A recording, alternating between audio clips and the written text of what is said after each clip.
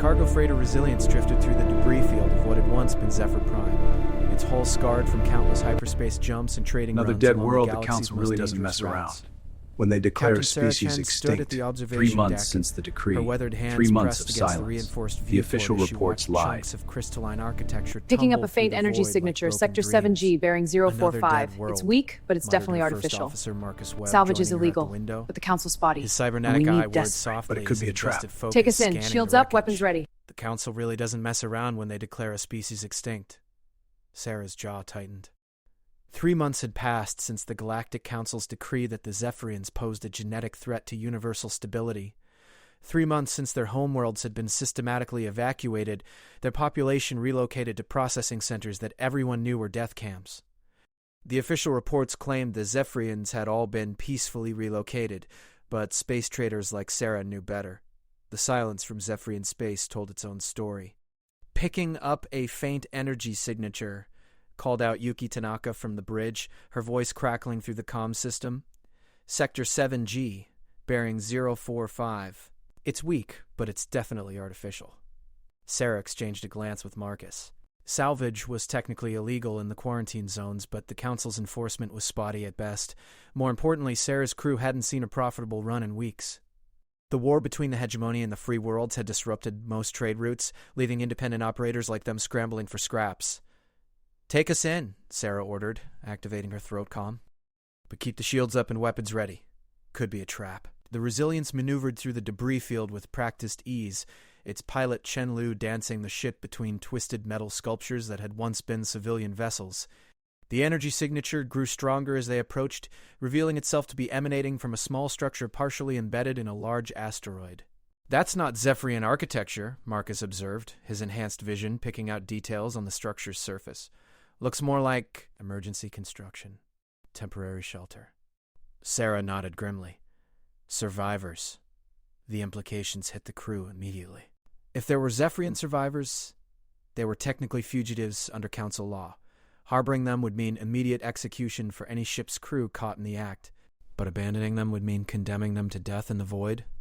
"Captain," Yuki's voice was tense. "I'm reading life signs. Faint, but there's definitely someone alive in there." Sarah closed her eyes for a moment, weighing the decision that could doom her crew or save lives. When she opened them again, her resolve was steel. "Dock with the structure. Medical bay on standby." The docking procedure was delicate, the makeshift shelter clearly not designed for ship-to-ship connections. Chen Lu worked his magic at the controls, using the Resilience's flexible docking tube to create a seal with what appeared to be a jury-rigged airlock. Dr. Elena Vasquez was already suited up and waiting as the airlock cycled.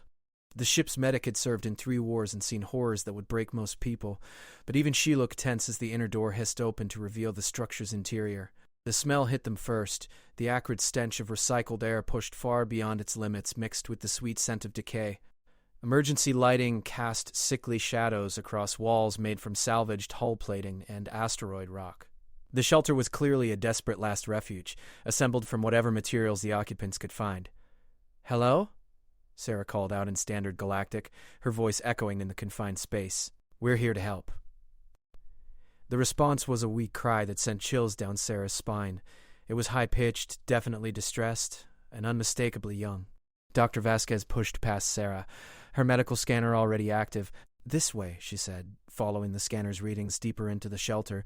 "The life sign is getting stronger." They found the source in what had once been a sleeping area. Huddled in a corner, wrapped in what appeared to be thermal blankets, was a small figure that made Sarah's heart stop. It was a Zephyrian child, no more than 5 years old by human standards. The species' distinctive crystalline skin had lost its natural luminescence, now dull and gray with malnutrition. The child's large, multifaceted eyes, normally a brilliant silver, had faded to a cloudy white. Delicate wing membranes that should have shimmered with bioluminescent patterns hung limp and torn. "Dear God, Dr. Vasquez breathed, dropping to her knees beside the child. Her scanner beeped frantically as it registered dangerously low vital signs. Severe malnutrition, dehydration, hypothermia. How long has this little one been alone? The child stirred at the sound of voices, those cloudy eyes struggling to focus. When they finally locked onto Sarah's face, the young Zephyrian made a sound that transcended species, a weak, desperate plea for help that needed no translation. "Mama," The child whispered in accented standard, the word barely audible. "Mama, come back?"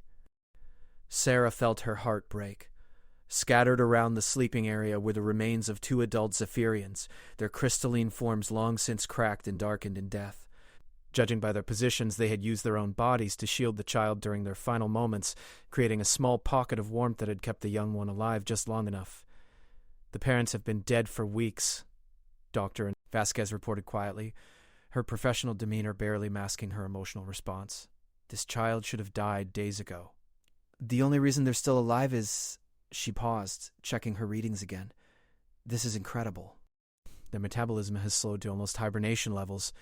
Zephyrians can do that?" Marcus consulted his datapad, scrolling through species information. Nothing in the official records about hibernation abilities. But then again, the Council's xenobiology data is notoriously incomplete. Sarah knelt beside the child, her hands shaking slightly as she reached out. The young Zephyrian was so small, so fragile. In her 20 years of space trading, she had seen countless tragedies, but something about this moment cut deeper than all the others combined. "What's your name?" she asked softly, switching to her basic Zephyrian, a language she had picked up during more peaceful trading times. The child's eyes widened slightly at hearing their native tongue. "Zixara," they whispered. I am Zixara." "Well, Zixara," Sarah said, gently gathering the child into her arms, "you're safe now. We're going to take care of you." As she stood, the weight of the decision settled fully on her shoulders. By rescuing this child, she was committing an act that would make her crew enemies of the Galactic Council. They would be hunted, branded as criminals, forced to operate in the galaxy's darkest corners. But as Zixara's small hand gripped her finger with surprising strength, Sarah knew she couldn't have made any other choice. "Captain? Dr. Vasquez said urgently, "We need to get the child to the medical bay immediately. They're in critical condition." The journey back to the Resilience was tense, Dr. Vasquez monitoring Zixara's vitals every step of the way. Once aboard, the full crew gathered in the medical bay to see their unexpected passenger. The reaction was immediate and unanimous. Despite the risks, despite the consequences, no one suggested abandoning the child. "The little one needs nutrients specifically designed for Zephyrian physiology," Dr. Vasquez explained as she worked over Zixara's still form. "I can synthesize something, but it's going to take time, and I'm not sure my approximations will be enough." "I know someone who can help," Sarah said quietly, "but it means a detour to Nexus Station." Nexus Station was a criminal haven in the Outer Rim, far from Council jurisdiction. It was also home to the galaxy's most extensive black market, including medical supplies for species the Council had declared extinct. "That's a 2-week journey through hostile space," Marcus pointed out. "The child might not survive that long." Dr. Vasquez checked her readings again. "With careful monitoring and the nutritional support I can provide, they might make it. But it's going to be close." Sarah looked down at Zixara, who had slipped into unconsciousness despite their earlier interaction. The child's breathing was shallow but steady, their small chest rising and falling with determined rhythm. Something about that determination, that refusal to give up even in the face of overwhelming odds, reminded Sarah of humanity itself. "Plot a course for Nexus Station," she ordered. "Maximum burn, safest route you can manage." As the Resilience broke away from the debris field and jumped to hyperspace, Sarah remained in the medical bay watching over their young passenger. She thought about the risks they were taking, the lives they were putting in danger, the future they were sacrificing for one alien child. But then Zixara's eyes fluttered open again, focusing on Sarah's face with remarkable clarity. For just a moment, the child's crystalline skin flickered with the faintest hint of its natural luminescence, a sign of hope that transcended species barriers. "Thank you," Zixara whispered in perfect standard, proving that even in their weakened state, the young Zephyrian understood exactly what was happening. Sarah smiled, gently stroking the child's forehead with one finger. "Thank you for not giving up, little one. The galaxy needs more fighters like you." Outside the medical bay's viewport, the stars streamed past in brilliant lines as the Resilience raced toward an uncertain future. Behind them lay the ruins of a civilization. Ahead lay danger and exile. But for the first time in months, Sarah Chin felt like she was exactly where she needed to be. The rescue of Zixara was just the beginning. What none of them knew, not Sarah, not her crew, not even the Galactic Council that would soon be hunting them, was that this single act of compassion would spark a revolution that would reshape the entire galaxy. Some revolutions begin with weapons and warfare. Others begin with a single human refusing to let a child die alone in the dark. The Resilience flew on through the night, carrying its precious cargo toward an uncertain destiny, while across the galaxy the first whispers began to spread about the ship that had dared to rescue the impossible survivor. The legend of the human compassion that defied an empire was about to be born. Nexus Station hung in the void like a metallic spiderweb, its interconnected modules and docking arms spreading out from a central core in chaotic patterns that defied conventional engineering. The station had grown organically over decades, with new sections added as needed by whoever had the resources and the will to expand. It was a monument to free enterprise and criminal ingenuity, existing in the no-man's land between galactic territories where council law held no sway. The Resilience approached through designated shipping lanes that twisted between defensive platforms and patrol vessels. Each checkpoint required bribes, identity verification, and the kind of careful diplomacy that came from dealing with criminals who were one bad transaction away from spacing unwelcome visitors. Docking Bay 94, Chen Liu announced as they received their berth assignment. Deep in the station's belly, they're keeping us away from the main traffic. Sarah nodded, understanding the implications. Word of their cargo had somehow preceded them. Whether through intercepted communications or informant networks, someone knew they were carrying a Zephyrian survivor. In a place like Nexus Station, that information was both valuable and dangerous. Zexara had stabilized during the journey, though they remained weak. Dr. Vasquez's improvised nutritional supplements had bought them time, but the child desperately needed proper medical care. More concerning was the psychological trauma. Zexara rarely spoke, often staring at the ceiling with those cloudy eyes as if searching for something forever lost. The docking process was smooth, but Sarah noticed the unusual number of security personnel waiting at their berth. Not station security, private contractors with the kind of equipment that suggested serious backing. "Welcome to Nexus Station," the docking officer announced over the comm. "Please remain aboard your vessel until clearance procedures are complete." Marcus checked the tactical display. 6 armed personnel, military-grade weapons. This isn't standard procedure. Before Sarah could respond, a new voice came over the smooth, cultured with the faint accent of the core worlds. "Captain Chen, my name is Adrian Blackwood. I represent certain interests that may align with your current situation. Might I come aboard?" The name meant nothing to Sarah, but the polite threat in his tone was clear enough. "Alone and unarmed," she replied. Of course. Adrian Blackwood was not what Sarah had expected. Instead of the typical Nexus Station criminal, scarred, augmented, radiating, barely controlled violence, he appeared to be a refined gentleman in an expensive suit. His gray hair was perfectly styled, his movements precise and economical. Only his eyes betrayed his true nature, cold, calculating, and infinitely patient. "Captain Chen," he said, offering a slight bow as he stepped aboard. "Dr. Elena Vasquez, Mr. Webb." The infamous Chen Liu.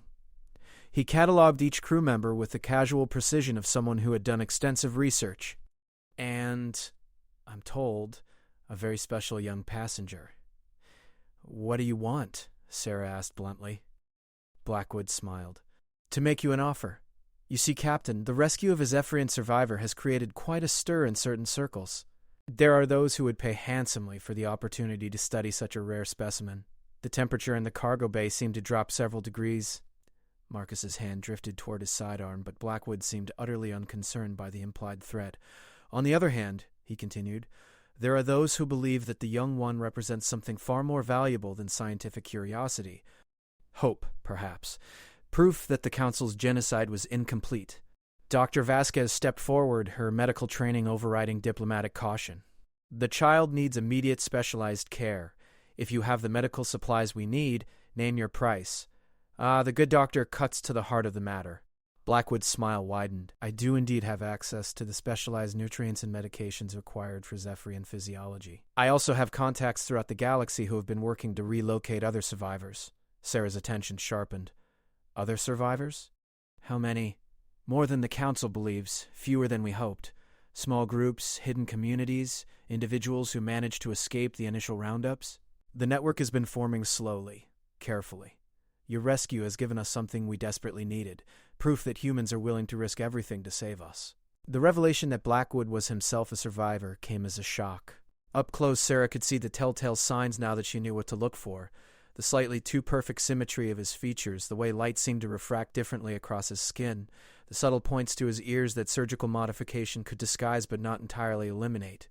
"You're Zephyrian, Doctor," Vasquez breathed. "Half Zephyrian," Blackwood corrected. "My mother was human. My father was one of the first Zephyrian diplomats to establish contact with your species. The genetic combination allows me to pass for fully human under casual inspection, though more detailed scans would reveal the truth." Marcus frowned. "If there are survivor networks, why haven't we heard about them? Where was the resistance when your worlds were being evacuated?" The pain that flickered across Blackwood's composed features was answer enough. "We tried, Mr. Webb. Small strikes, desperate gambits, futile gestures of defiance. The Council's forces were overwhelming, and they had turned public opinion against us through decades of propaganda. We were painted as a genetic threat, a species whose very existence endangered galactic stability. Most civilizations actively supported our extermination." He paused, looking toward the medical bay where Zixara rested. "But not humans.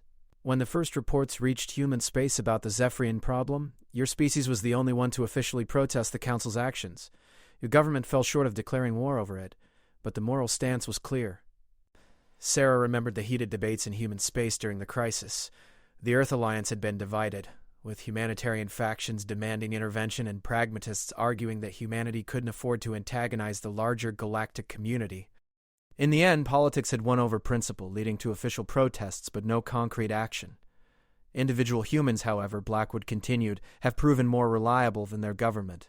Ship crews who risk their lives to transport survivors, medical personnel who provide treatment despite the legal risks, traders who carry messages and supplies to hidden communities. Your species' capacity for individual moral courage has become our lifeline. "What exactly are you proposing?" Sarah asked. Blackwood activated a holographic display from a device on his wrist, showing a star map with dozens of marked systems. "The Underground Railroad. That's what some of the humans call it. A network of safe houses, supply routes, and transportation links designed to move survivors to secure locations outside Council territory." "We need ships, Captain Chen." "Fast ships with crews willing to take risks." The implications were staggering. What Blackwood was describing wasn't just smuggling. It was the infrastructure for a species-wide evacuation operation, hidden from the most powerful government in galactic history. "The pay is excellent," Blackwood added pragmatically. "War disrupts traditional trade routes, but refugee transport is always profitable for those with the stomach for it. More importantly, we can provide you with legitimate cover identities, documentation that would allow your ship to operate safely in Council space." Dr. Vasquez looked toward the medical bay. "What about Zixara? What happens to them?" "The child will receive the best care available," Blackwood assured her. "We have hidden medical facilities staffed by specialists in Zephyrian physiology. Young Zixara will not only survive, but thrive."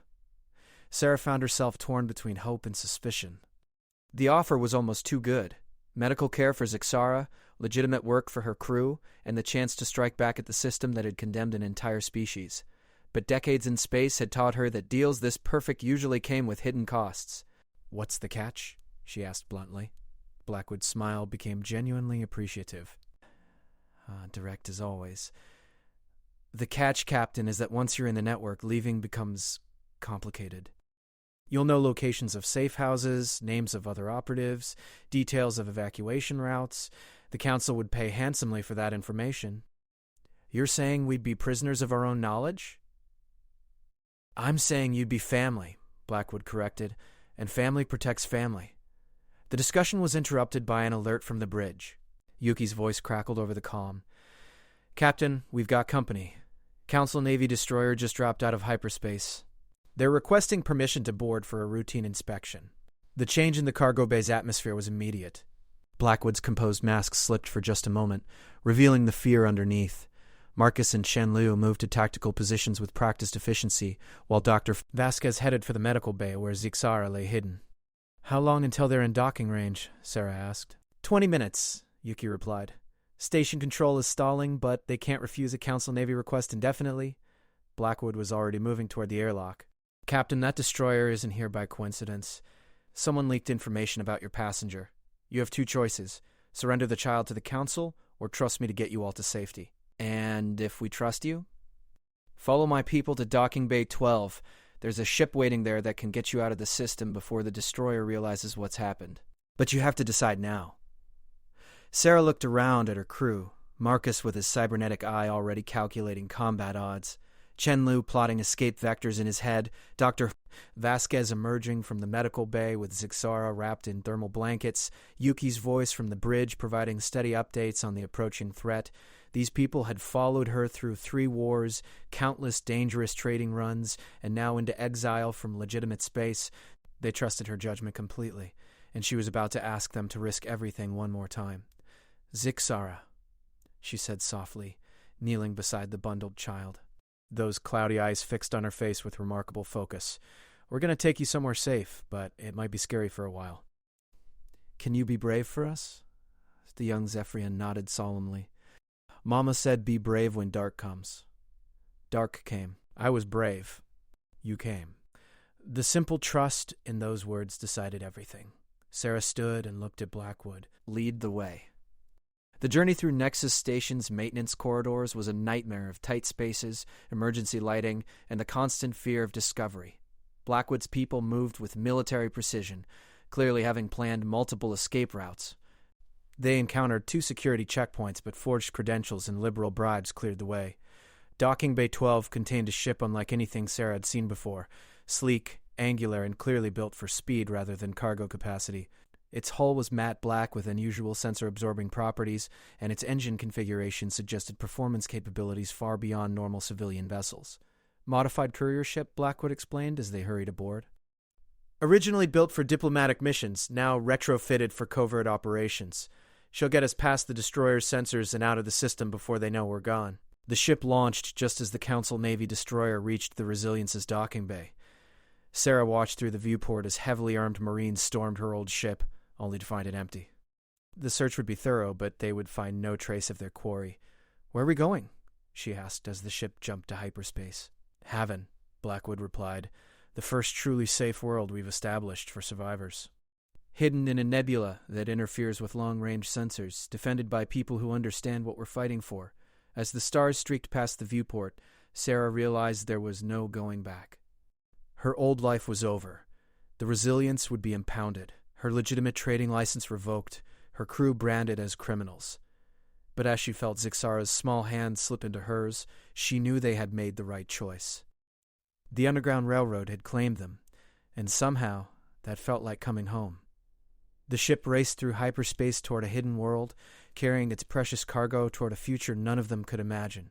Behind them, Council forces began the largest manhunt in galactic history, seeking the human crew that had dared to defy the extermination of an entire species. The war for Zephyrian survival was about to enter a new phase, and humanity had just chosen its side. The Veil Nebula stretched across space like a cosmic curtain, its swirling gases and electromagnetic storms creating a natural barrier against long-range sensors. What appeared to be empty space to most scanning equipment actually concealed one of the galaxy's most closely guarded secrets, a world where the impossible had become reality. Haven emerged from the nebula's concealing embrace like a jewel wrapped in silk. The planet was smaller than Earth, but its surface sparkled with an inner light that seemed to pulse with its own heartbeat. Crystalline formations jutted from continents that shimmered with bioluminescent forests, while 3 small moons cast shifting patterns of silver light across oceans that reflected the colors of the aurora-filled sky. "It's beautiful," Dr. Vasquez whispered, pressing against the viewport as their ship descended through the atmosphere. "It's home," Blackwood replied simply, but the emotion in his voice spoke volumes about what this world meant to the survivors who had found refuge here. The landing pad they approached was clearly recent construction. Human engineering mixed with Zephyrian architectural principles to create something entirely new. Crystalline spires rose alongside metallic communication arrays, while structures that seemed grown rather than built housed the facilities needed to support a growing population. As their ship touched down, Sarah could see the welcoming committee that had gathered on the landing pad. What struck her immediately was the diversity. Not just Zephyrians, but humans, Andromedans, even a few Centauran diplomatic aides. This wasn't just a refugee camp. It was the foundation of something much larger. Zixara had grown stronger during the journey to Haven, the specialized nutrients and medical care beginning to restore their natural luminescence. As they disembarked, the young Zephyrian's skin flickered with excitement, responding to the planet's unique energy signature in ways that Dr. Vasquez was still trying to understand. "The planet has a high concentration of quantum crystalline resonance, explained Dr. Mira Okafor, Haven's chief medical officer, as she met them on the landing pad. She was a human xenobiologist who had apparently given up a prestigious position with the Council's research division to work with the survivors. "It's what makes Zephyrian bioluminescence so much more vibrant here than on other worlds." Sarah watched as Zixara took their first tentative steps onto Haven's surface, their small feet touching crystalline pathways that seemed to respond with gentle pulses of light. For the first time since their rescue, the child smiled, an expression of pure joy that transcended species barriers. "Welcome to Haven," said Dr. Okafor, extending a hand to Sarah. "Adrian's told us about your rescue mission. What you've done for that child, for all of us, really. It means more than you can imagine." As they walked toward the main settlement, Sarah began to understand the scope of what had been accomplished here. The city, for lack of a better word, was unlike anything she had seen before. Human prefabricated structures stood alongside buildings that had been literally grown from the planet's crystalline substrate. Gardens flourished where human agricultural techniques had been modified to work with Zephyrian bioengineering. "How many survivors are here?" Marcus asked, his tactical mind cataloging defensive positions and population estimates. "Approximately 12,000 Zephyrians," Blackwood replied, "plus about 3,000 humans and another 1,000 individuals from various species who've joined our cause. We're the largest concentration of survivors, but there are smaller communities scattered throughout the Outer Rim." The numbers were staggering.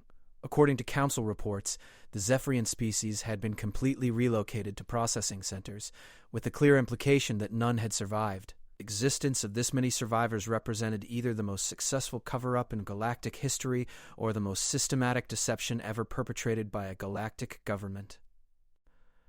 "The truth, Dr. Weary," Okafor explained as they toured the medical facilities, "is that the Council never intended complete genocide, too messy, too difficult to cover up. Instead, they've been conducting systematic removal of what they call genetic deviants, while keeping selected populations for research purposes." She led them to a secured section of the medical complex where the real horror of the Council's actions became clear. Wall displays showed genetic analysis data, brain scans, and experimental reports that painted a picture of scientific atrocity on a massive scale. "The Council believes that Zephyrian neural architecture represents an evolutionary leap that could threaten their control of the galaxy," Dr. Okafor continued. "Zephyrian minds can process quantum-level information in ways that make them incredibly effective at predicting complex system behaviors. In simple terms, they're natural strategic geniuses." Sarah stared at the displays, beginning to understand the larger implications. They're not trying to eliminate the Zephyrians because they're inferior.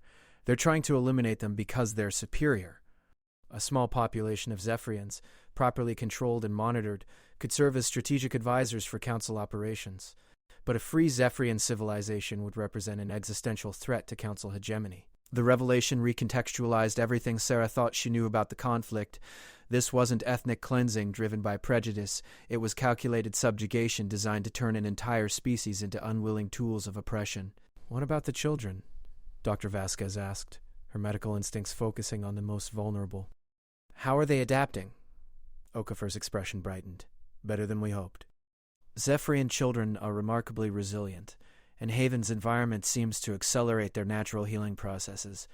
Would you like to see?" The pediatric ward was a revelation. Dozens of young Zephyrians played in specially designed spaces that responded to their bioluminescent displays with complementary light patterns. Human and Zephyrian children played together, their games incomprehensible to adult observers but clearly meaningful to the participants. Zixara was immediately drawn to a group of slightly older children who had gathered around what appeared to be a three-dimensional light sculpture. As the young survivor approached, the sculpture's patterns shifted, incorporating Zixara's unique luminescent signature into the overall design. "Collaborative art," Dr. Okafor explained. "The children create these light patterns together, combining their individual bioluminescent capabilities into something larger than the sum of its parts. We think it might be an early form of collective consciousness development." Sarah watched as Zixara integrated seamlessly into the group, their earlier trauma seeming to fade as they connected with others who shared their experiences. The resilience of children, she reflected, was one of the universe's most powerful forces. "Captain Chen," Blackwood appeared at her elbow. "There's someone who wants to meet you."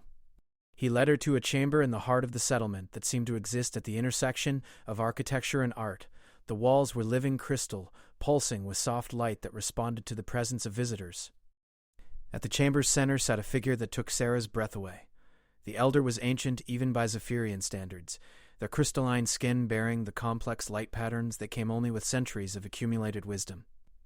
When they looked at Sarah, it was with eyes that held the depth of stars and the weight of history.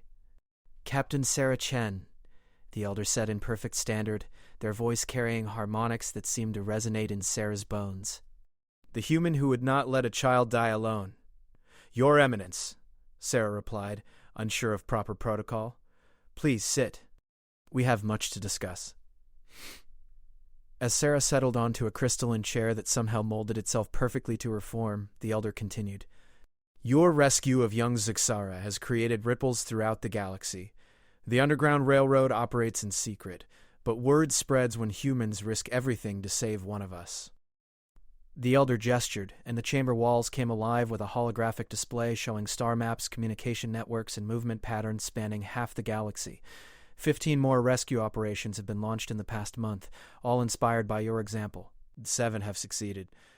The others, they paused, grief flickering across their luminescent features. "I'm sorry," Sarah said, understanding the implication. "Do not apologize for inspiring hope, Captain. The crews who died in those failed rescues chose their path knowing the risks. Your courage gave them the strength to act on convictions they might otherwise have kept silent." The display shifted, showing Council naval movements and military buildups throughout the core systems. "But your actions have also triggered a response. The Council is mobilizing forces for something they call Operation Final Solution. They intend to locate and eliminate every survivor community, every safe house, every ship that has aided our people." The magnitude of the threat was overwhelming.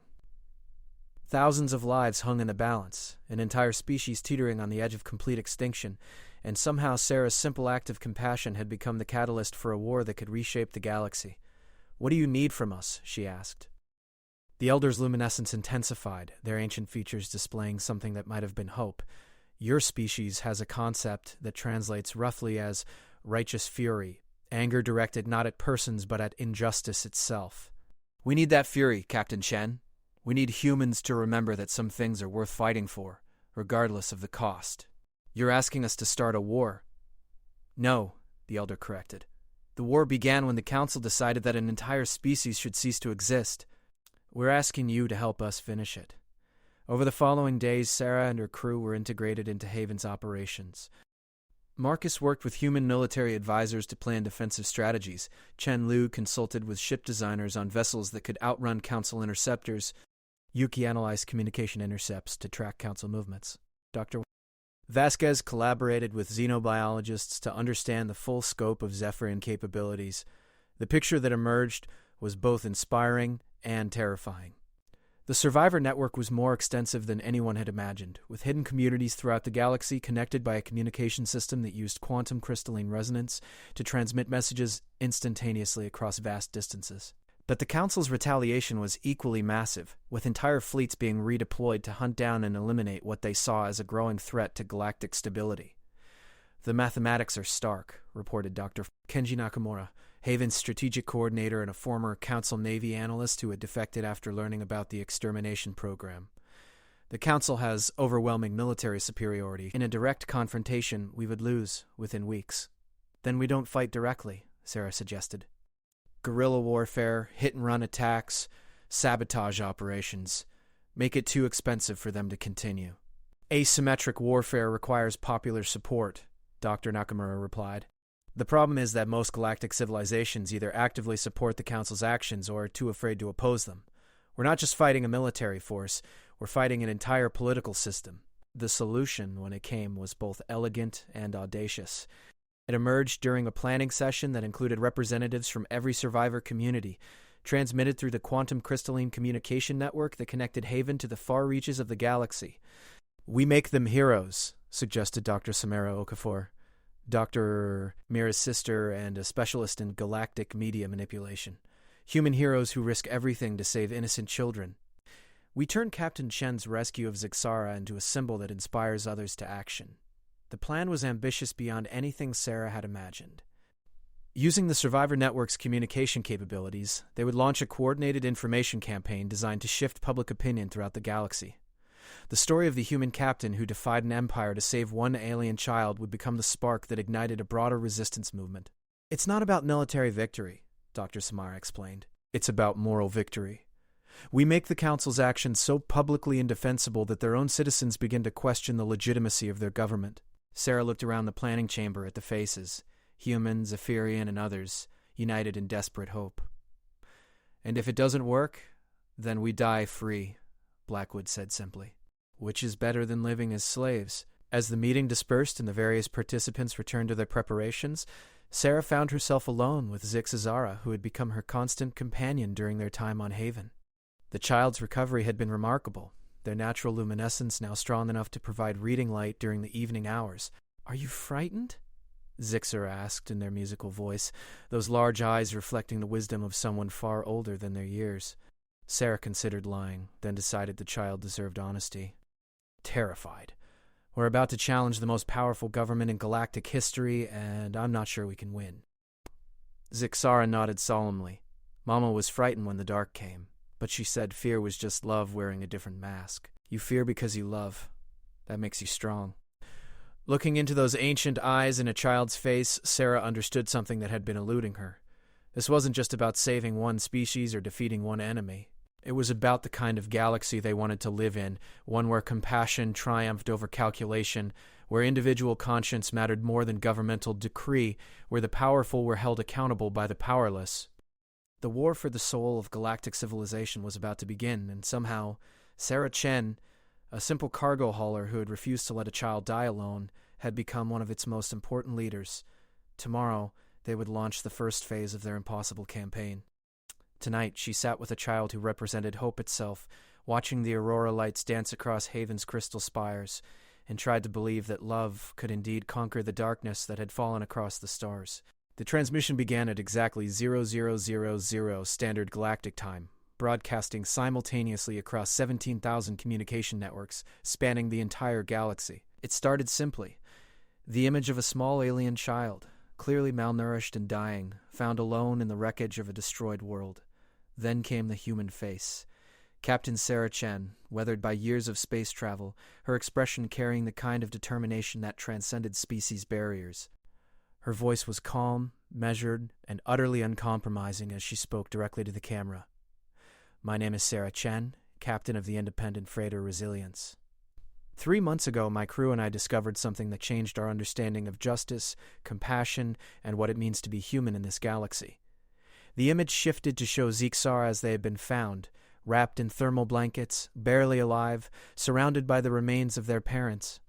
The visual impact was immediate and devastating. This is Zixara, a 5-year-old Zephyrian child who survived alone in space for weeks after the Galactic Council's peaceful relocation of their species. Their parents died shielding them with their own bodies, using their final moments to keep one small life flickering in the darkness. Across the galaxy, viewers stopped what they were doing. On Council worlds, the transmission was immediately jammed, but not before millions had seen the opening moments. On neutral territories, the broadcast continued uninterrupted. On human worlds, the response was electric. The Galactic Council told us that the Zephyrian relocation was humane, necessary, and complete. They told us that no one was harmed, that the Zephyrians were being settled on new worlds where they could live peacefully. They lied. Dr. Vasquez appeared on screen, her medical credentials displayed prominently as she described Zixara's condition when found. The clinical details of starvation, dehydration, and trauma painted a picture that contradicted every official council report about the Zephyrian situation. "We are not the only ones who have discovered these lies," Sarah continued. "Across the galaxy, there are thousands of survivors, entire communities that escaped the Council's genocide, children who watched their parents die, families separated by a systematic campaign of extermination." The transmission shifted to show footage from other survivor communities. Hidden settlements, makeshift hospitals, children drawing pictures of the homes they could never return to. Each image was carefully chosen for maximum emotional impact, designed to transform abstract political concepts into personal human stories. The Council justified their actions by claiming that Zephyrians posed a genetic threat to galactic stability. The truth is exactly the opposite. They are eliminating the Zephyrians because their natural abilities, their intelligence, their strategic thinking, their technological innovations represent a challenge to Council authority. This was the revelation that sent shockwaves through government centers across the galaxy. For the first time, someone was publicly stating what many had suspected but none had dared to say. The Zephyrian genocide was not about protection, but about power. I am transmitting this message from Haven, a world where humans and Zephyrians work together to build something the Council fears more than any weapon, a society based on cooperation instead of domination, on justice instead of convenience, on hope instead of fear. The camera pulled back to show Sarah standing in Haven's central square, surrounded by humans and Zephyrians working side by side. Children of both species played together in the background while their parents collaborated on projects that seemed to blend technology and art in impossible ways. To the humans watching this transmission, remember what we stood for when we first reached for the stars. We believed that the universe was big enough for all of us, that diversity made us stronger, that protecting the innocent was worth any cost. The Council has perverted those ideals, turning our expansion into conquest, our strength into oppression. The transmission then cut to testimonials from other human crews who had participated in rescue operations, captains, medics, engineers, and ordinary spacers who had risked everything to save lives. Each face was different, but they all shared the same expression of quiet determination. To the Andromedons, the Centaurans, the hegemony worlds, and all the species that have remained silent while the Zephyrians died, your silence is complicity. Today, it is the Zephyrians. Tomorrow, it could be you. The Council's definition of genetic threat expands with their power. This portion of the transmission was accompanied by leaked Council documents, classified reports that discussed other species in terms that suggested the Zephyrians were only the first target, not the last. The implications were chilling for any species that valued independence from Council control. To the Council forces hunting us, some of you are following orders, believing you serve justice and order. Look at what you are really doing. Look at the children you are killing, the families you are destroying, the future you are erasing. There is no honor in genocide, no glory in the murder of innocents. Perhaps most powerful were the messages from Council military personnel who had defected after witnessing the truth of the relocation operations. Their testimonials provided insider confirmation of the systematic nature of the extermination program. This is not a declaration of war, Sarah continued, her image filling the screen again. This is a declaration of conscience. We will not stand by while an entire species is erased from existence. We will not be silent while the powerful prey upon the defenseless. We will not compromise with evil, no matter how many ships they send against us. The transmission concluded with images from across the galaxy. Peaceful protests erupting on human worlds, candlelight vigils for Zephyrian victims, and acts of civil disobedience by citizens who refused to remain silent. The spark had been lit, and it was spreading faster than anyone had anticipated. The immediate response was overwhelming. Within hours, the communication networks of every major world were flooded with responses to the transmission. On Earth, the Parliament building was surrounded by protesters demanding that the Alliance take action. On Mars, the entire colonial government voted to offer sanctuary to Zephyrian refugees. Throughout the Outer Rim territories, independent captains began openly declaring their intention to join the rescue operations. But the Council's response was swift and brutal. Operation Final Solution was accelerated with entire fleets dispatched to hunt down and eliminate every survivor community they could locate. The message was clear. Any resistance would be met with overwhelming force.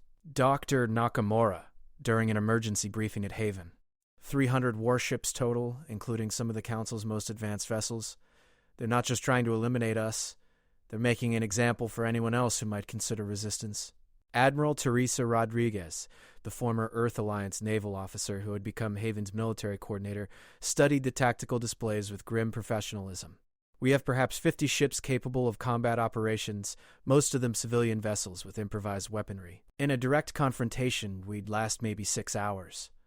Then we don't fight directly, Sarah said, echoing the strategy discussions they had been having for weeks.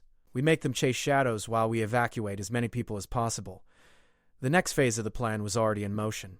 Using the quantum crystalline communication network, evacuation orders were being sent to every survivor community in the galaxy. Some could be relocated to safer territories, others would have to go deep underground, but all would receive warning before the Council forces arrived. How long do we have? Blackwood asked. The lead elements of the Council fleet will reach the nearest survivor communities within 72 hours, Dr. Nakamura replied. Full deployment will be complete within 2 weeks. Admiral Rodriguez activated a holographic display showing fleet positions throughout the galaxy. I've been analyzing their deployment patterns. They're using standard sweep formations designed to cover maximum territory with minimal risk, but that gives us opportunities. She highlighted specific systems where Council forces would be spread thin, their attention divided between multiple targets. If we can coordinate simultaneous operations, rescue missions, supply runs, even harassment attacks, we can force them to disperse their forces even further. What about Haven, Doctor? Vasquez asked. This world has the largest concentration of survivors in the galaxy. They'll come for us eventually. Haven is defensible, Admiral Rodriguez acknowledged, but only for a limited time. The planet's location in the nebula provides natural concealment, but once they find us, that same isolation becomes a trap. Sarah looked around the briefing room at the faces of people who had become family over the past months. Marcus was reviewing ship deployment schedules with a methodical focus that made him an excellent first officer. Chen Liu was calculating hyperspace routes that could get civilian transports out of danger zones. Vasquez was coordinating medical supplies for refugee populations. Yuki was analyzing communication intercepts to track Council movements. Each of them had sacrificed everything they once were to become something the galaxy desperately needed. Proof that some things were worth more than survival. There's something else, Blackwood said quietly. The transmission has triggered responses we didn't anticipate. 3 Centauran systems have declared neutrality in the conflict, refusing to allow Council forces to operate in their space. The Andromedan Trade Federation is threatening economic sanctions if the military operations continue. Even some core worlds are experiencing civil unrest. The political implications were staggering. For the first time in centuries, the Council's absolute authority was being openly challenged, not just by outcasts and criminals, but by legitimate governments and powerful economic interests. They miscalculated, Admiral Rodriguez observed. They assumed that public opinion wouldn't matter, that fear would keep everyone in line. They didn't account for the human factor. What human factor? Sarah asked. The fact that when humans see injustice, they don't calculate the odds before acting? They just act. The observation proved prophetic. Over the following weeks, human involvement in the resistance exploded beyond anything the organizers had planned. Independent trading crews began openly carrying Zephyrian refugees. Human colonies started offering sanctuary despite official government policies. Even Earth Alliance Navy officers began requesting transfers to avoid participating in what many now openly called genocide. The most significant development came from an unexpected source. Captain Victoria Sterling of the Earth Alliance Navy destroyer Constitution transmitted a message that would become legendary throughout human space. To all Council forces, this is Captain Sterling of the Earth Alliance ship Constitution. We are withdrawing from Operation Final Solution effective immediately. Any attempt to intercept civilian vessels carrying refugees will be considered an act of piracy. The Alliance may not have the courage to officially oppose this genocide, but we do. To any human vessels participating in rescue operations, you are not alone. Within days, 17 more Earth Alliance vessels had joined what became known as the Conscience Fleet, military ships that openly defied their government's official neutrality to protect civilian evacuation operations. The political crisis this created on Earth was immediate and severe, but it also demonstrated that the resistance had grown beyond anything the Council could simply crush with military force. They're losing control, Blackwood reported during a situation briefing. The transmission has accomplished exactly what we hoped. It's made this a moral crisis that transcends military considerations. But the Council's response was predictably ruthless. Unable to maintain their narrative of peaceful relocation in the face of overwhelming evidence to the contrary, they shifted to a new justification. The Zephyrians and their human allies were now branded as terrorist organizations threatening galactic peace. Emergency powers, Dr. Nakamura explained, displaying the latest Council proclamations. They're suspending normal legal protections, authorizing military action against civilian targets, and declaring martial law in any system that harbors refugees. The escalation transformed what had begun as a rescue operation into something approaching total war. But it also revealed the true stakes of the conflict. This was no longer just about saving one species, but about determining what kind of galaxy they would all live in. Sarah stood on Haven's highest observation deck, watching as ships departed for evacuation missions throughout the galaxy. Each vessel carried refugees toward uncertain safety, but also carried the hope that simple human decency could triumph over calculated evil. Zixara joined her at the viewing window, the child's luminescence now strong and steady, their recovery a symbol of everything they were fighting to preserve. Are we going to win? The young Zephyrian asked with the directness that only children possessed. Sarah considered the question seriously. The odds were overwhelming, the enemy was powerful beyond imagining, and victory in any conventional sense seemed impossible. But as she watched another ship full of refugees disappear into hyperspace bound for freedom, she realized that winning might mean something different than she had originally thought. "We've already won something important," she told Zixara. "We've proven that genocide can't succeed if enough people refuse to let it happen. Whatever else comes, they can never take that away from us." The child nodded solemnly, then surprised her with a question that cut to the heart of everything. "When this is over, will humans and Zephyrians still be friends?" "Forever," Sarah promised, meaning it with every fiber of her being. "Whatever else happens, that friendship will survive, and maybe that's the most important victory of all." As the stars wheeled overhead and the aurora lights danced across Haven's crystal spires, Sarah Chen prepared for the final phase of a war that would determine the soul of galactic civilization. The spark had been lit, the flame was spreading, and now it remained to be seen whether the fire of human conscience could burn bright enough to illuminate the darkness that had fallen across the stars.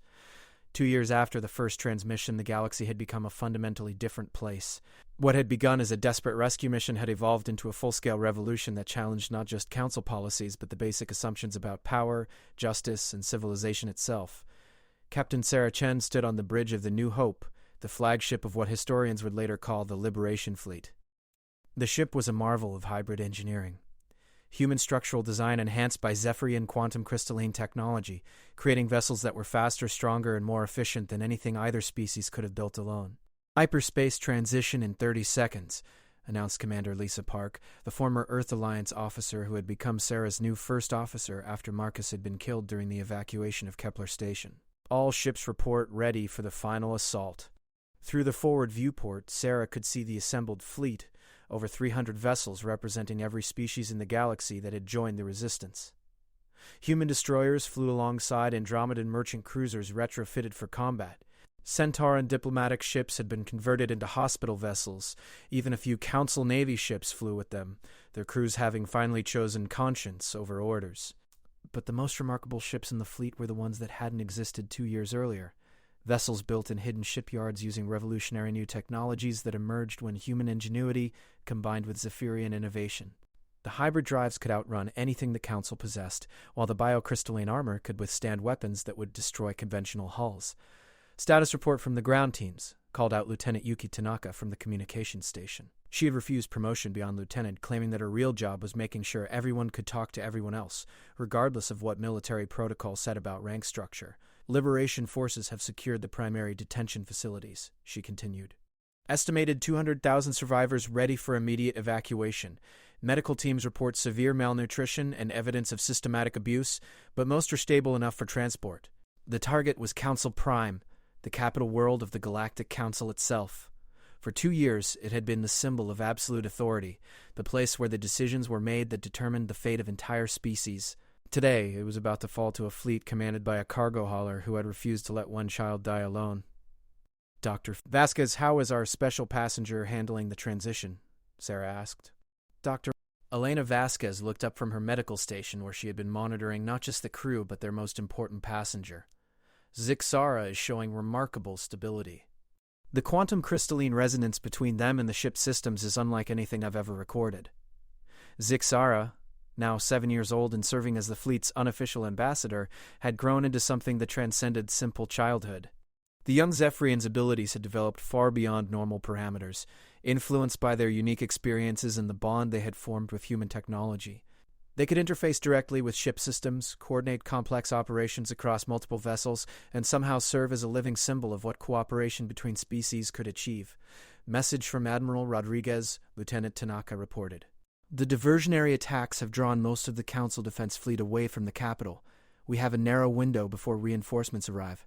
Admiral Teresa Rodriguez commanded the main battle group that was engaging Council forces throughout the core systems. The strategy was simple in concept, but incredibly complex in execution. Simultaneous attacks on dozens of targets to prevent the Council from concentrating their forces for the defense of their capital. "Begin the assault," Sarah ordered. What followed was unlike any battle in galactic history. Instead of the brutal ship-to-ship combat that characterized most military operations, the Liberation Fleet used tactics that emphasized precision, speed, and the protection of civilian populations.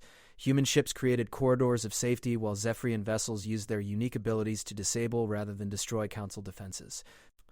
"Planetary shields are down," reported Chen Lu from the navigation console. "Landing zones are clear for the rescue shuttles. The real battle was taking place on the planet's surface, where Liberation ground forces were racing to reach detention facilities before Council forces could eliminate the evidence of their crimes. It was a rescue operation on an unprecedented scale, requiring the coordination of thousands of individuals across multiple species. Sarah...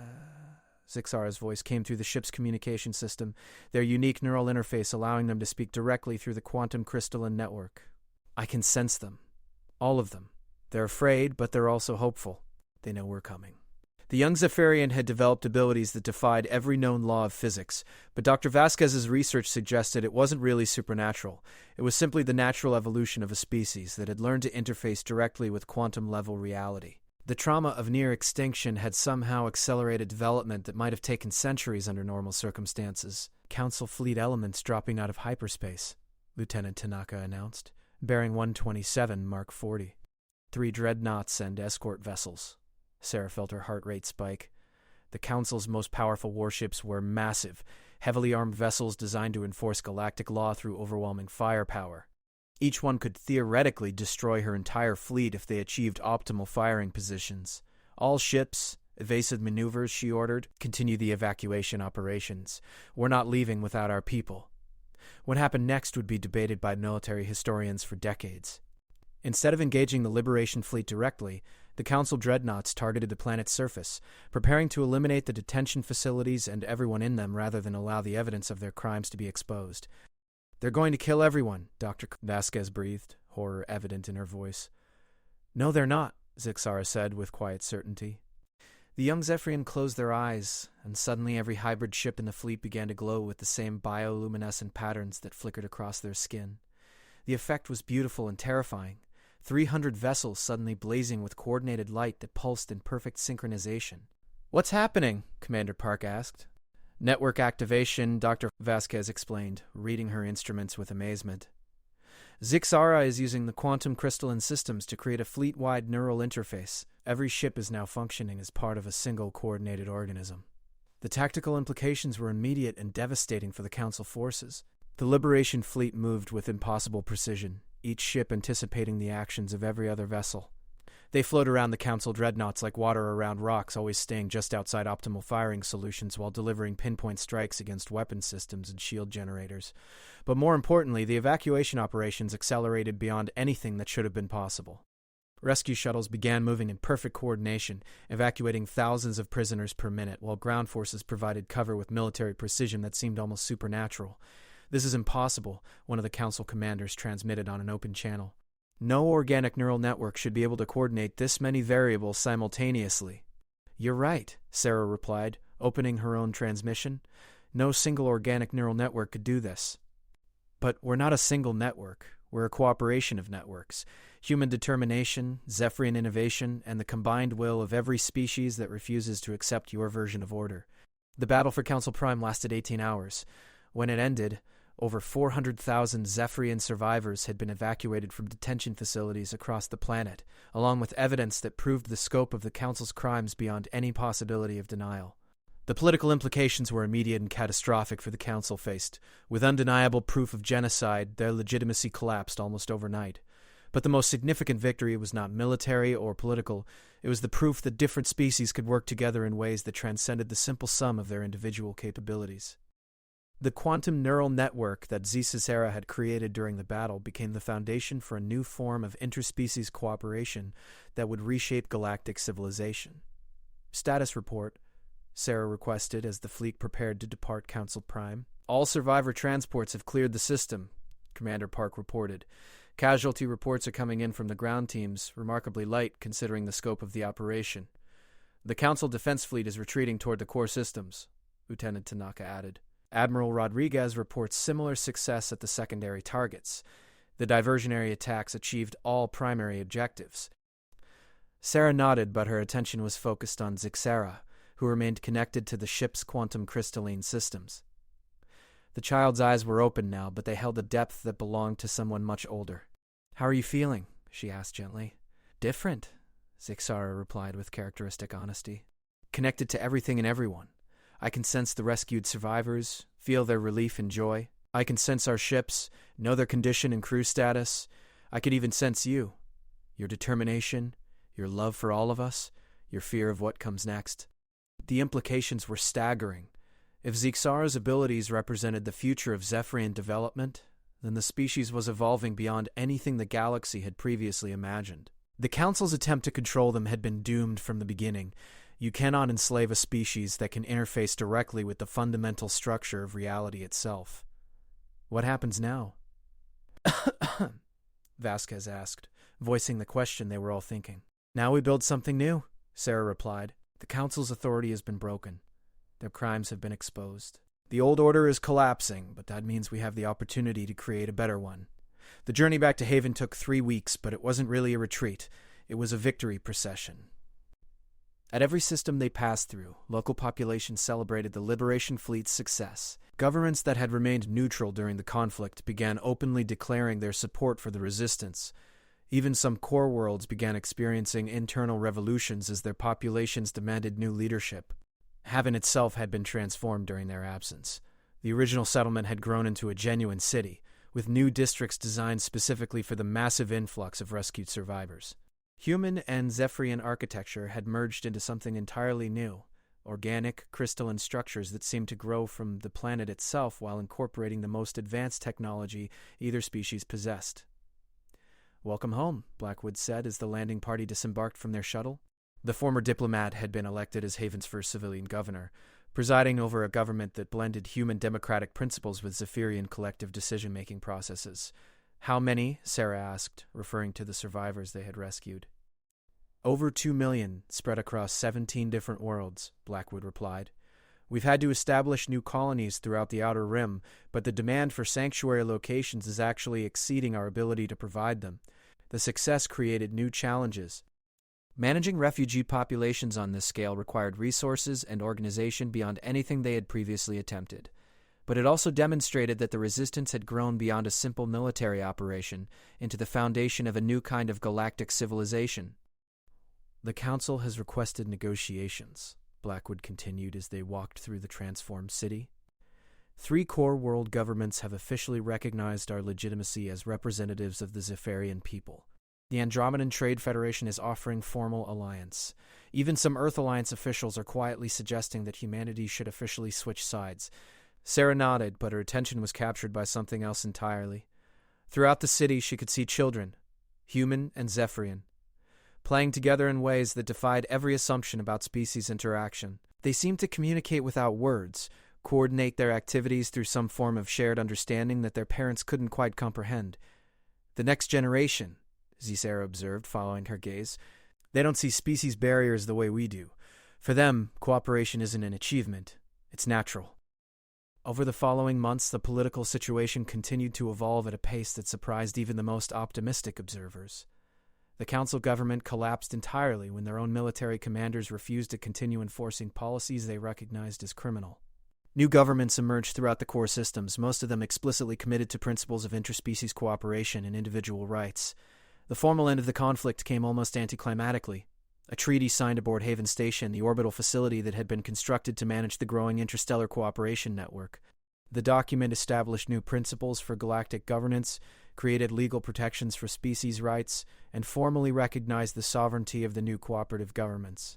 But for Sarah, the real victory had happened 2 years earlier, in a makeshift shelter orbiting a dead world, when she had chosen to save one alien child rather than protect her own safety. "Any regrets, Dr.?" Vasquez asked during the treaty signing ceremony. Sarah looked across the station's central plaza, where representatives from dozens of species were celebrating the formal establishment of what historians would later call the Galactic Cooperative. At the center of it all, Zixara was playing with a group of children whose laughter transcended every linguistic barrier, proof that the universe was indeed big enough for all of them. "None," she replied. "Sometimes the smallest acts of kindness create the largest changes." The ceremony concluded with a moment that would be remembered throughout galactic history. Zixara, now 8 years old and serving as the youngest ambassador in the cooperative government, spoke to the assembled representatives with wisdom that seemed to come from the stars themselves. "The dark came for us, and we were afraid," they said, their voice carrying clearly through the station's advanced acoustic systems. "But humans taught us that darkness is just the absence of light, and light can come from anywhere. Today, we are all light bearers. Today, we all choose to push back the dark. As the ceremony ended and the various delegations began their journeys home, Sarah found herself alone on one of the station's observation decks, watching ships depart for worlds throughout the galaxy. Each vessel carried the promise of a better future: cooperation instead of conquest, diversity instead of uniformity, hope instead of fear. "Captain Chen," a voice said behind her. She turned to find Zixara approaching, their crystalline skin flickering with the complex light patterns that had become their signature.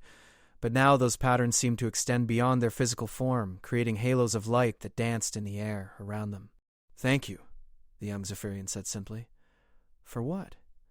"For teaching us that love is stronger than fear, that cooperation is more powerful than control, and that sometimes the most important victories begin with refusing to let a single child die alone in the dark." Sarah knelt down to Zixara's level, looking into eyes that now held the wisdom of ages while maintaining the wonder of childhood. "Thank you for teaching us what we could become when we chose to be our best selves instead of our most convenient ones."